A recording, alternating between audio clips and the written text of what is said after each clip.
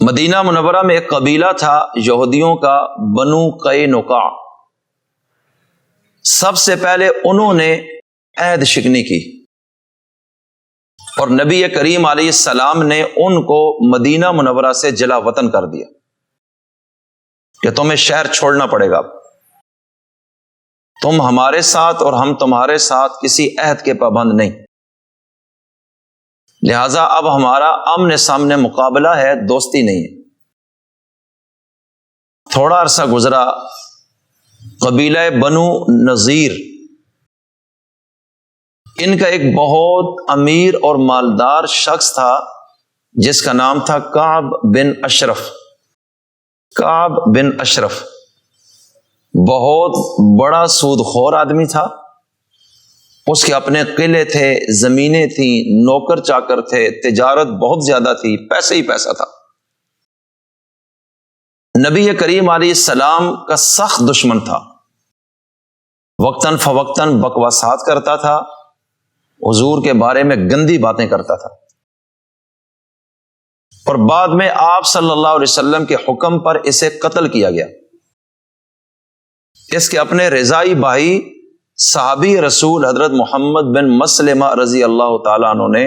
اس کے گھر جا کر اس کو رات کے اندھیرے میں قتل کر دیا اور جو دشمن رسول کا صفایا کر دیا۔ یہ جو کعب بن اشرف تھا یہ بنو نذیر کا تھا۔ اس نے معاہدے کے باوجود، معاہدہ کیسے توڑا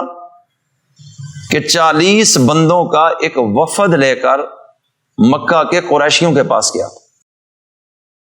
اور ان کو جا کر ابھارا کہ آپ لوگ مسلمانوں پر حملہ کرو اور ہم آپ کو سیاسی، مالی، ہر لحاظ سے سپورٹ کریں گے۔ اور یہ بات نبی کریم علیہ السلام کو معلوم ہو گئی۔ اگرچہ ان قبائل کے اسلام کے آنے سے پہلے بھی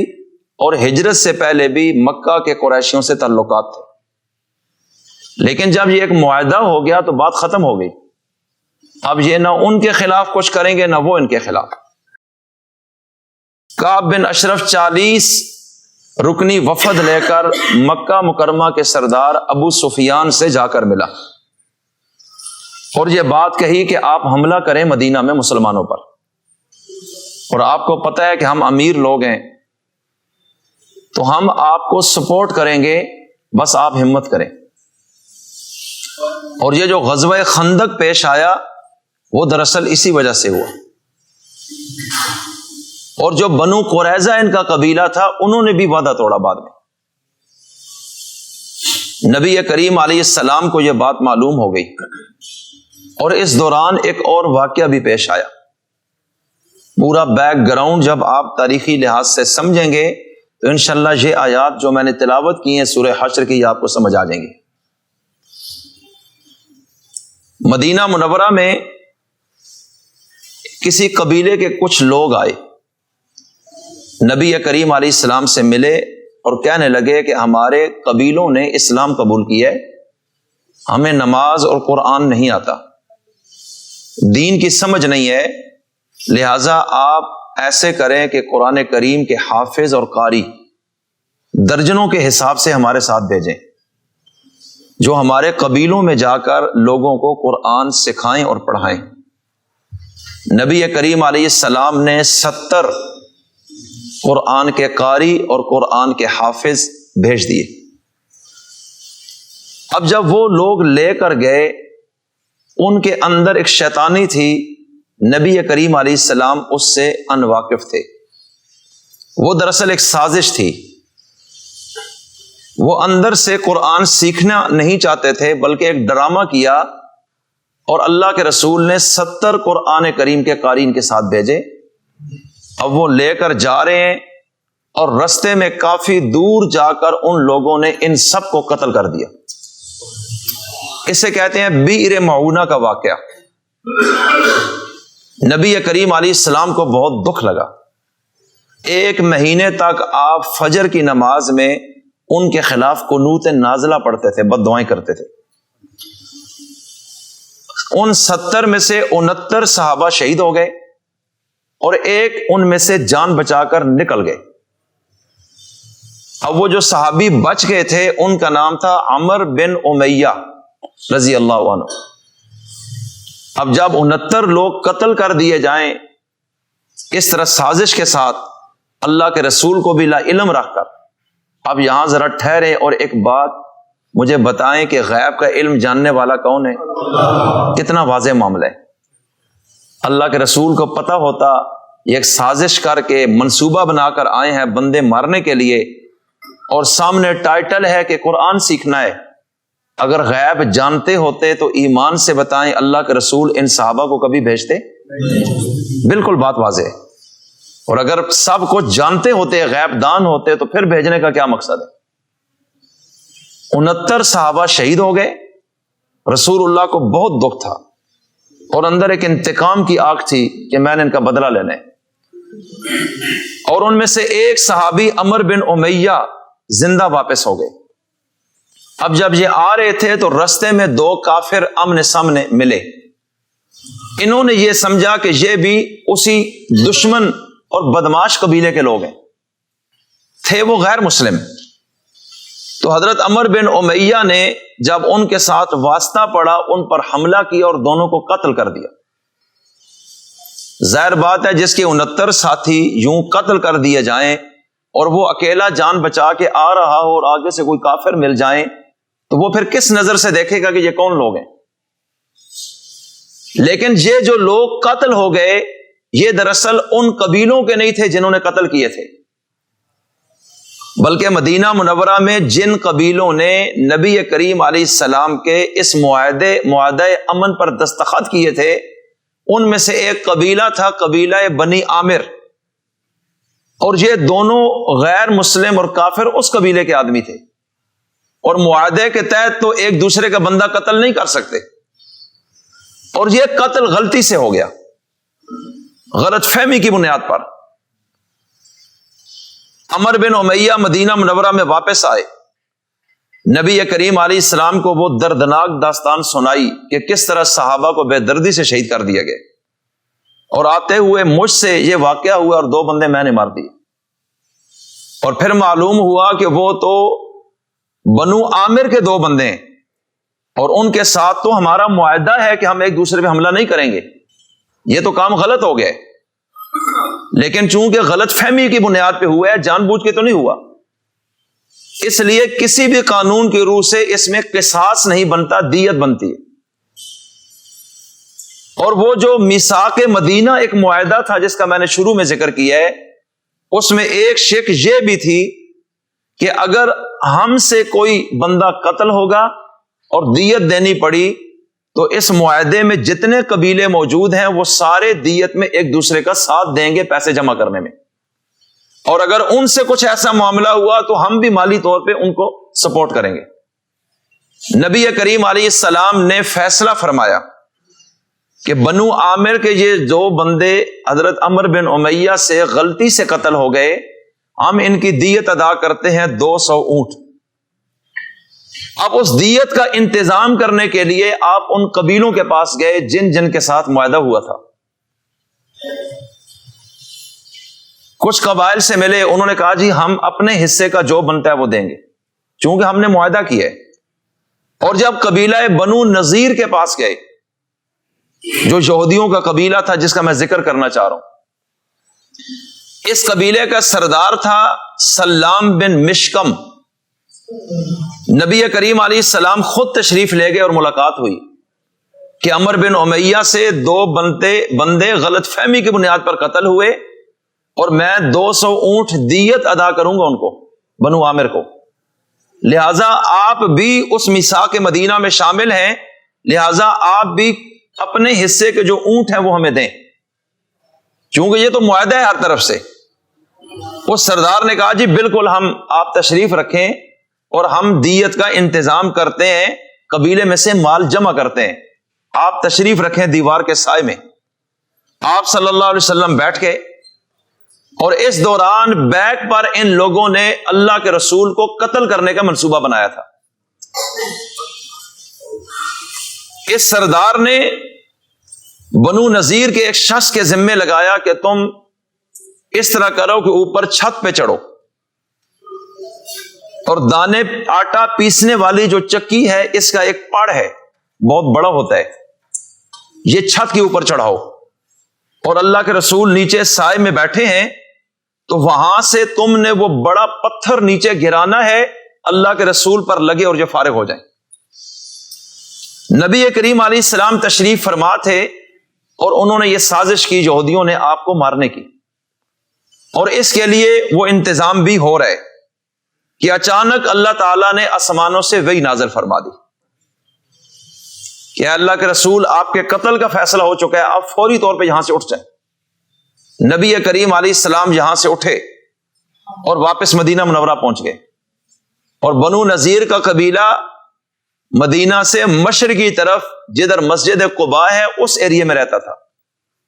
وہاں سے آپ مدینہ منورہ آ گئے اور جہاں آ کر مجاہدین کو بلایا، ادھر آؤ، کہا کہ بہت بڑی سازش ہے۔ ایک تو ان لوگوں نے پہلے یہ معاہدہ توڑا کہ کعب بن اشرف 40 بندے لے جا کر ابو سفیان سے ملا ہے کہ ان پر حملہ کرو، ایک تو یہ عہد شکنی کی ہے، اور دوسرا مجھے قتل کرنے کے لیے یہ غداری ہے، اور تیسرا مجھے مال غنیمت کا بولا کہ ہم اکٹھے کر رہے ہیں، تو اکٹھے تو کر نہیں رہے، یہ تو سازش ہو رہی ہے، لہذا اب اس عہد شکنی کی سزا بنو نذیر کو دی جائے گی۔ آپ نے وہاں سے ایک لشکر بھیجا جو پیغام لے کر آیا بنو نذیر کی طرف کہ ہم تمہیں 10-15 دن کا وقت دے رہے ہیں، تم لوگ مدینہ منورہ سے نکل جاؤ ہمیشہ کے لیے، اور اگر مدینہ سے نکلو گے نہیں تو پھر ہماری اور تمہاری آمنے سامنے جنگ ہوگی۔ یہ واقعہ سن 4 ہجری ربیع الاول کے مہینے کا ہے۔ ان لوگوں کو جب پیغام گیا تو انہوں نے کہا ہم تو نہیں نکلتے، ہم کیوں نکلیں، ہمارے اتنے بڑے بڑے قلعے ہیں، زمینیں ہیں، جائیدادیں ہیں، باغات ہیں، پورے عرب پہ ہمارا سرمایہ لگا ہوا ہے، تجارتی منڈیوں میں ہم چھائے ہوئے ہیں، ہم کیوں نکلیں، اور اتنے بڑے بڑے محل اور قلعے تھے ان کے کہ تصور بھی نہیں تھا کبھی وہ لوگ بھی یہاں سے نکل سکتے ہیں، اتنی طاقتور اور پاور والے لوگ تھے۔ اور ادھر مسلمان بیچارے اپنے گھر سے بھی در بدر، کہ جو مہاجرین مدینہ گئے تھے اپنا گھر ہی نہیں تھا، وہ تو انصار کے رحم و کرم پہ چل رہے تھے، اور اب یہ مہاجرین بنو نذیر کو کہہ رہے ہیں کہ مدینہ چھوڑ جاؤ۔ جب مسلمان غیرت مند ہو، جرت مند ہو اور اصلی ہو تو پھر وہ یوں کھڑا ہو جاتا ہے کہ بے شک ہم در بدر ہیں لیکن ہم تمہیں بھی رہنے نہیں دیں گے، اس لیے کہ تم نے وعدہ توڑا ہے اور معاہدہ شکنی کی ہے، اور اللہ کے رسول کا یہ حکم تھا۔ خلاصہ یہ نکلا، چند دن گزرے، ان لوگوں نے کہا کہ ہم کسی صورت بھی نہیں جائیں گے، ہم مقابلہ کریں گے۔ ان کے ذہن میں تھا اسلحہ ہمارے پاس، سواریاں ہمارے پاس، پیسہ ہمارے پاس، اور پھر مدینہ منورہ میں منافقین کا جو سربراہ تھا، اپنے قبیلے کا انچارج تھا عبداللہ بن ابی۔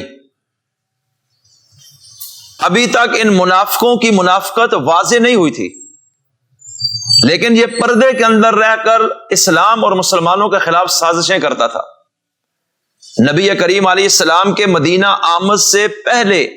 ماحول تقریباً بن چکا تھا کہ سارا مدینہ عبداللہ بن ابی کو اپنا سردار ماننے کے لیے تیار تھا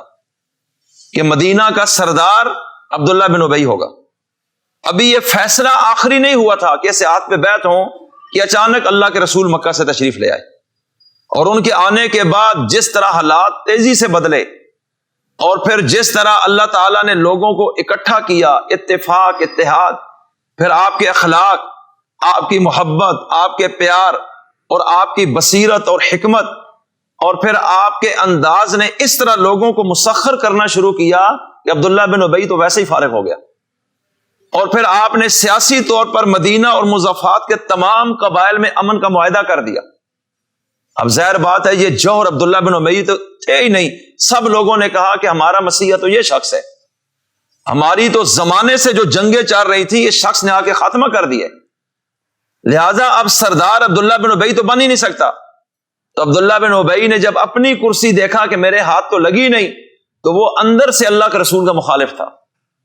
لیکن سامنے آ کے مقابلہ نہیں کر سکتا تھا کہ بدر کے میدان میں انہوں نے کچھ عمر نکال دیا قریش مکہ کا، اور اتنی پاور میرے پاس نہیں ہے کہ میں میدان میں ان کو مار سکوں۔ اس لیے اس نے ایک درمیان کا راستہ اختیار کیا کہ ظاہری طور پہ محبت، ادب اور کلمہ، اور اندر سے دشمنی یعنی منافقت کا ماحول پیدا کر دیا۔ ادھر آ کر چاپلوسی کرتا، خوشامد کرتا کہ آپ تو سب سے اچھے ہیں، میں تو آپ کا غلام ہوں، آپ کا نوکر ہوں، آپ کے آنے سے مدینہ کو 4 چاند لگ گئے۔ اللہ کے رسول کے سامنے بیٹھتا، جھکتا، چومتا، چاٹتا، اور حضور یہ سمجھتے تھے یہ میرے۔ اور جب یہ ادھر جاتا ان لوگوں کے پاس تو جا کر خوب اللہ کے رسول کے خلاف بکواس کرتا تھا، ان کو ٹائٹ کرتا تھا کہ اور مرد بنو اور دلیر ہو جاؤ، ان کو ختم کرو، نہیں تو یہ مدینہ پہ اپنی حکومت بنا لے گا یہ شخص۔ تو آج جب عبداللہ بن ابی نے اس ماحول میں دیکھا کہ بنو نذیر کو جلا وطنی کا آرڈر ہو گئے اور اب مسلمان بنو نذیر سے ٹکرانے والے ہیں، اور قبیلہ بنو نذیر مالی لحاظ سے بہت فٹ قبیلہ تھا، تو اس نے اندرون خانہ ان کو پیغام پہنچا دیا۔ اس نے کہا کہ تم فکر نہ کرو، تم نے ڈٹنا ہے، ہم تمہارا ساتھ دیں گے، اور اگر تمہیں نکالا گیا مدینہ سے تو ہم تم سے پہلے مدینہ سے نکلیں گے، تمہیں اکیلا نہیں چھوڑیں گے، اور اگر تم پہ حملہ کیا گیا تو ہم تمہارے ساتھ کھڑے ہو کے مسلمانوں کا کچھ عمر نکال دیں گے۔ اب اندرون خانہ اس نے ان کو پیغام بھیج دیا۔ تو ایک وقت میں دیکھیں کتنی سازشیں مسلمانوں کے خلاف چل رہی تھیں، اور اللہ کے رسول کی سیاسی بصیرت ایسی تھی کہ ان کی ہر تدبیر کا توڑ اللہ کے رسول کر رہے تھے، اور وہ لوگ حیران تھے کہ اتنا کامیاب سیاستدان کہ جس کا کوئی استاذ ہی اس دنیا میں نہ دیکھا، نہ پڑھا، نہ سنا گیا،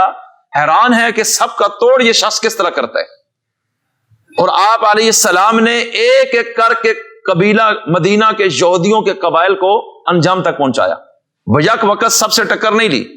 بنو قینقاع کو پہلے فارغ کر دیا، اب قبیلہ بنو نذیر کا نمبر آ گیا کہ ایک تو قتل کی سازش، دوسرا کعب بن اشرف 40 بدماشوں کو لے جا کر مکہ کے سردار ابو سفیان سے ملا اور ان کو ابھارا کہ مسلمانوں پہ حملہ کرو، ہم تمہارا ساتھ دیں گے۔ تو یہ اس قدر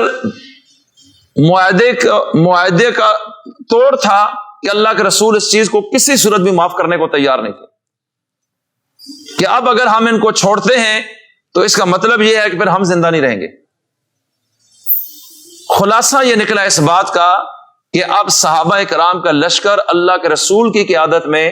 قباء کی طرف چلا اور ان کے قلعوں کا محاصرہ کر لیا، اور یہ محاصرہ 22 دن تک رہا، بعض روایتوں میں کم دن بھی آئے۔ 22 دن تک ہر طرف سے صحابہ نے گھیرا دے دیا مسلح ہو کر، اور کہتے تھے باہر نکلو، مقابلہ ہوگا تمہارے ساتھ۔ اور یہ لوگ قلعوں کو اندر سے کنڈیاں لگا کے مہینوں کا راشن اندر اسٹاک کیا ہوا تھا۔ ان کا ذہن تھا قلعے اتنے بڑے ہیں، فصیلیں، دیواریں اتنی اونچی ہیں، یہ اندر آ ہی نہیں سکتے، کریں گے کیا؟ بس یہ باہر ہی کھڑے رہیں، اور ہم نے دروازہ بھی نہیں کھولنا، نہ ہمارا ان سے آمنا سامنا ہوگا، یہ کیا کر سکتے ہیں ہمارا؟ تو جب یہ 22 دن محاصرے کو گزر گئے تو اب اللہ کے رسول علیہ السلام نے فرمایا کہ ان کی زمینیں اور باغات ہیں، اور ان کو جان سے بھی زیادہ عزیز وہ باغات اور وہ درخت ہیں جو ان کی آن اور شان ہے، لہذا تم اگر چاہو، صحابہ کو فرمایا کہ ان درختوں کو کاٹو اور آگ لگا دو، تم چاہو تو ان کو اپنے لیے مستقبل میں چھوڑ دو۔ صحابہ کی ایک جماعت اٹھی اور انہوں نے کھجور کے درخت کاٹے اور ان کو آگ لگانا شروع کر دی۔ اب ان کے سرمائے پہ جب پڑی تو وہ چیخ پڑے کہ یہ کام نہ کریں، آپ ہمیں راستہ دے دیں، ہم سے جنگ نہ کریں، ہم سے لڑائی نہ کریں، ہمیں قتل بھی نہ کریں، آپ ہمیں راستہ دے دیں، ہم مدینہ چھوڑنے کو تیار ہیں۔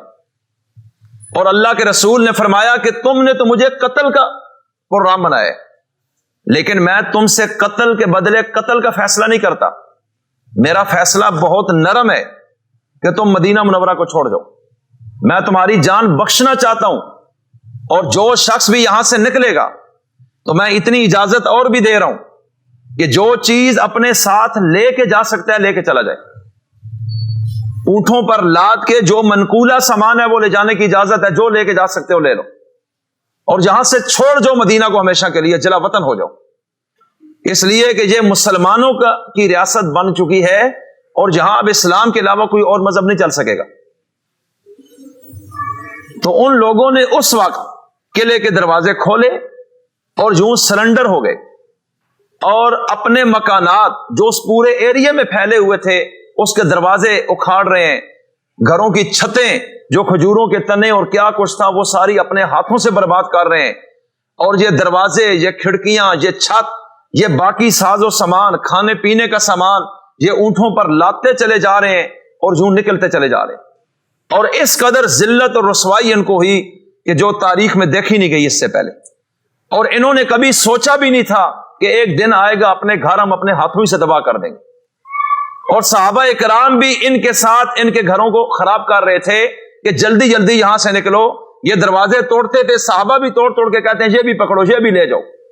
ان کے سامانوں کو اپنے ہاتھوں سے صحابہ بھی توڑ رہے تھے۔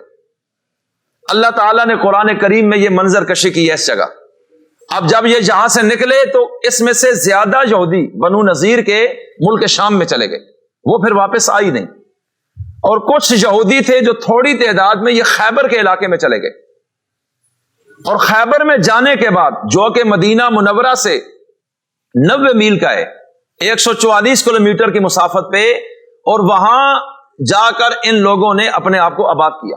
مدینہ سے نکال دیا گیا۔ یہ جو مدینہ منورہ سے ان کی جلا وطنی ہوئی، قرآن کریم کی اصطلاح میں اس کو کہتے ہیں اول حشر۔ اللہ کہہ رہے ہیں پہلی مرتبہ جلا وطنی ہے، مطلب یہ ہے کہ آئندہ بھی کچھ ہوگا تمہارے ساتھ، یہ ابھی پہلی قسط ہے۔ اور پھر حضرت سیدنا عمر فاروق رضی اللہ تعالیٰ عنہ کا دور آیا، اور آپ رضی اللہ تعالیٰ عنہ نے امیر المؤمنین جب تھے اپنی امارت کے دور میں یہودیوں کی ان سازشوں ہی کے نتیجے میں ان کو خیبر سے بھی جلا وطن کر دیا، لہذا اب خیبر سے بھی تم ہمیشہ کے لیے نکل جاؤ۔ اور جو اللہ تعالیٰ نے مدینہ پہ چھائے ہوئے یہودیوں کو اسلام کے مقابلے میں آنے کے بعد ہمیشہ کے لیے رسوا کر دیا، اور واپس آج تک دوبارہ مدینہ میں نہیں پہنچ سکے۔